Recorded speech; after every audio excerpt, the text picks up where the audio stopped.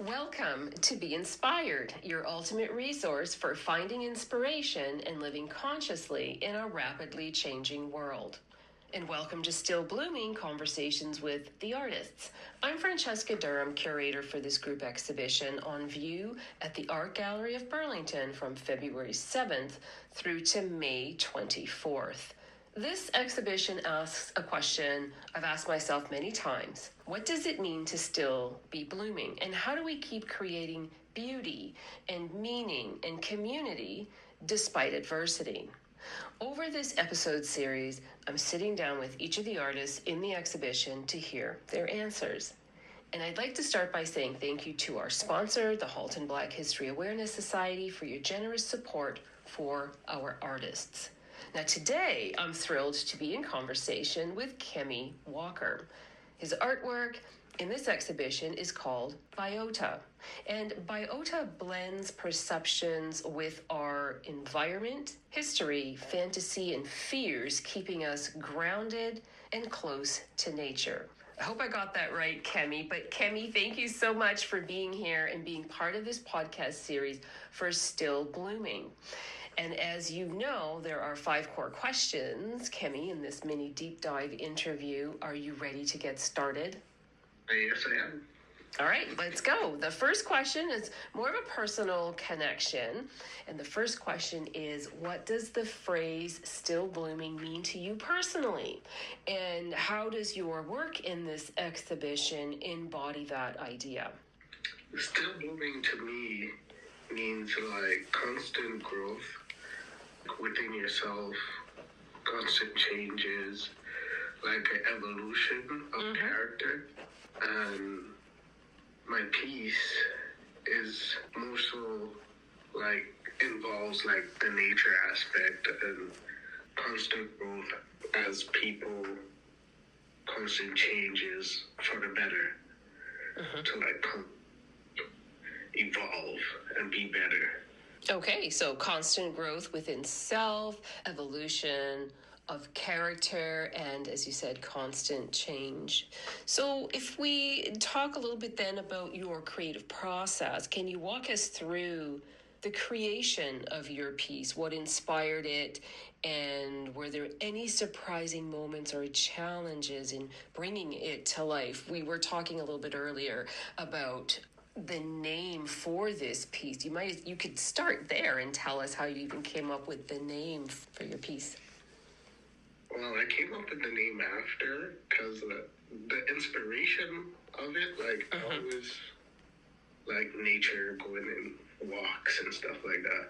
So I wanted to like create more nature pieces. So I wanted to get across the aspect that nature is living. It's a living thing, and I wanted to blend that with like make it humanoid to like make it more relatable, like as a living thing. And the challenge of that is to make it look humanoid, but still have the textures of nature, like the rocks and the leaves and stuff like that. So that was like challenging to like conceptualize. The surprising thing is I think I pulled it off. I think I did it. I think you did a great job. As you say, the inspiration comes from your love of nature, and you wanted to make sure that that was involved in the piece.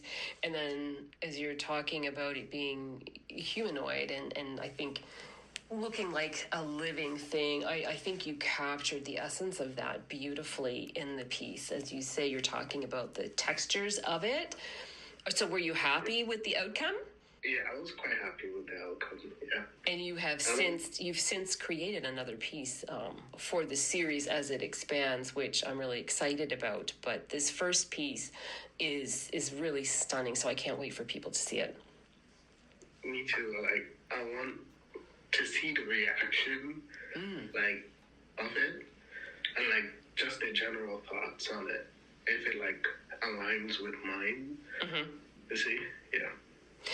So if we're going to talk about botanical imagery as language, this exhibition explores how flowers and botanical forms can be languages of survival and memory and resistance.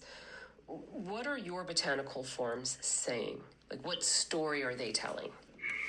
Well, mine mostly tells like nature is a living thing. We can't harm it with bad habits.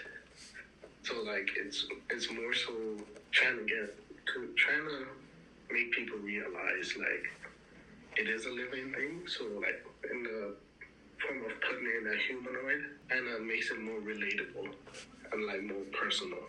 Yeah.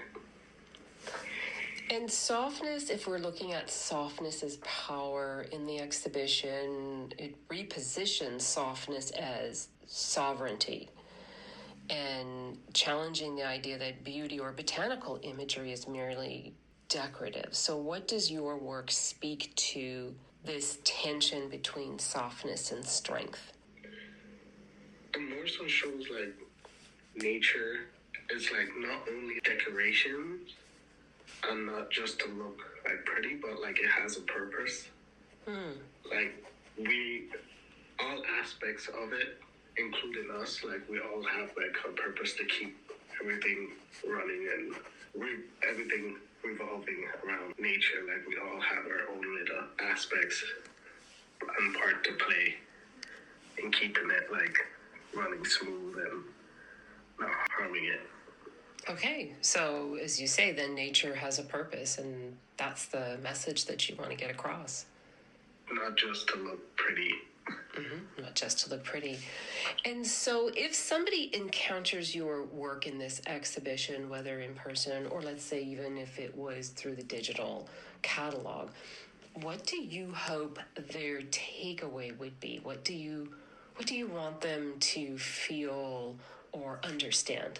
I want them to understand, going back on the other question, like it's not just for good looks, it's not just to be pretty, but like nature is a living thing and it's like beautiful in its own way, but not just like the flower aspect, but like nature as a whole. Okay, so you're talking about having them embrace all of nature as a beautiful and living thing, to see beyond. Yeah, not just for the beauty, like the pretty colors and the flowers, but like the whole thing.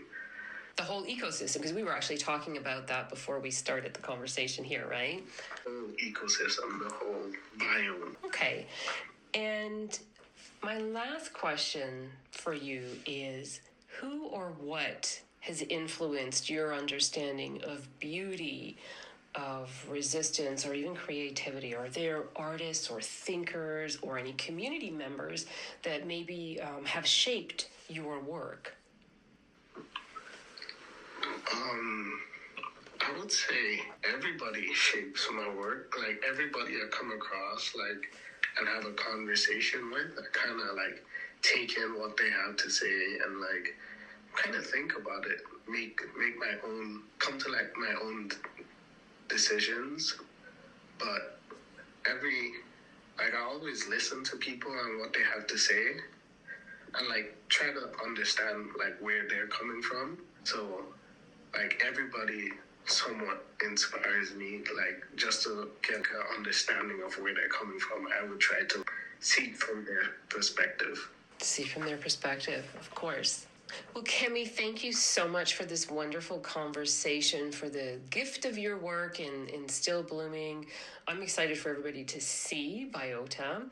I also, before we go, I want to make sure if our listeners would like to connect with you or find you online to see more of your work. Where are you hanging out on social media? My social media is greens_269. GREENZ_269. Okay, and that's where people can find you. Well, thank you so much for your time, Kemmy. I've enjoyed chatting with you and learning a little bit more about this piece. And I'm excited, as I said, for everybody as well to take it all in throughout the exhibit. For everybody listening, you can see Kemmy's work and the full exhibition, including all 9 artists, at the Gallery of Burlington from February 7th, again, through to May 24th. We also have a digital catalog for the complete curatorial statement and the artwork, images, and more at my website, and you can find that at francescadurham.com. If you're a curator, a gallery owner, or an arts organization interested in community engaged exhibitions, then I encourage you to reach out and visit francescadurham.com to learn more about my curatorial practice. Thanks again for tuning in. Keep blooming and stay inspired.